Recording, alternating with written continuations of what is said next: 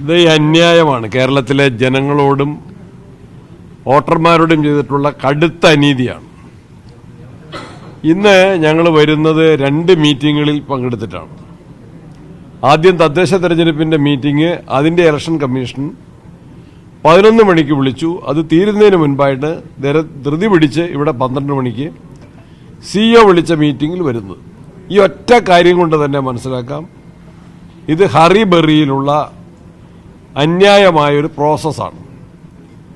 ഇന്നലെ കേന്ദ്ര തെരഞ്ഞെടുപ്പ് കമ്മീഷൻ ഇത് പ്രഖ്യാപിക്കുമ്പോൾ മഹാരാഷ്ട്രയും ആസാമും കർണാടകം പോലും മാറ്റിവെച്ചിരിക്കുകയാണ്.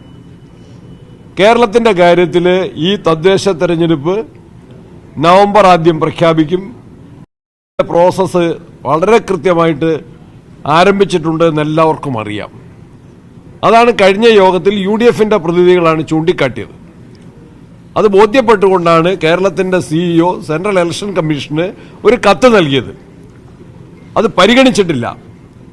സംസ്ഥാന നിയമസഭയുടെ ഐക്യകണ്ഠേനയുള്ള പ്രമേയമുണ്ട്, അത് പരിഗണിച്ചിട്ടില്ല. എന്ത് അർജൻസിയാണ് കേരളത്തിൽ?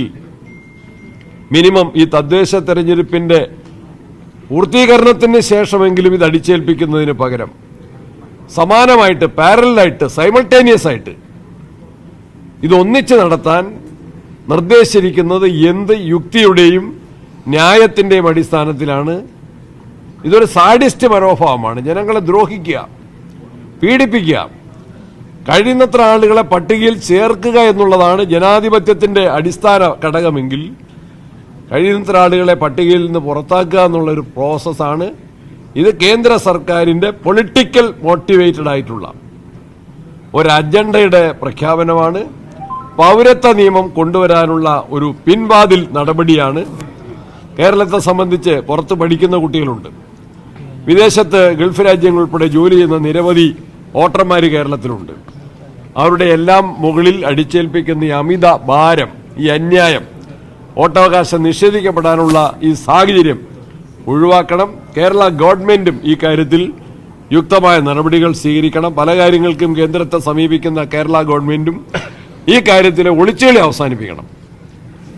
ഇത് അന്യായം അവസാനിപ്പിച്ച് കിട്ടാനുള്ള എല്ലാ പരിശ്രമങ്ങളും UDF തുടർന്ന് നടത്തിക്കൊണ്ടിരിക്കും. ഞങ്ങളുടെ നിലപാട് KPCCക്ക് വേണ്ടിയും UDF കക്ഷികൾക്ക് വേണ്ടിയും ഇന്ന് ശക്തമായിട്ട് ഞങ്ങൾ ഉന്നയിച്ചിട്ടുണ്ട്. അത് ഞങ്ങൾ ഗൗരവബോധ്യം ആലോചിക്കും. ഇന്നലെയാണ് ഈ കാര്യങ്ങൾ വന്നത്. ഇന്നത്തെ മീറ്റിംഗിൽ ഞങ്ങൾ ആവർത്തിച്ച് പറഞ്ഞിട്ടുണ്ട്. COയിൽ നിന്ന് തന്നെ ഞങ്ങൾ പ്രതീക്ഷിക്കുന്നു ഗവൺമെന്റിന് അതിൻ്റെതായ രൂപത്തിൽ ആക്ട് ചെയ്യാൻ സാധിക്കും. ഇതിന്റെ എല്ലാം കാര്യങ്ങൾ പരിശോധിച്ച് ഉചിതമായ തീരുമാനമെടുക്കും.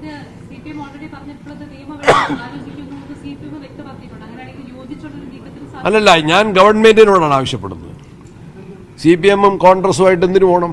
സർക്കാരില്ലേ, കേരള സർക്കാരില്ലേ, നിയമസഭയുടെ ഒരു പ്രമേയമില്ലേ, സർക്കാർ അഭിഭാഷകരില്ലേ? ഗവൺമെന്റ് മുൻകൈ എടുക്കട്ടെ, അതിനോട് സഹകരിക്കും.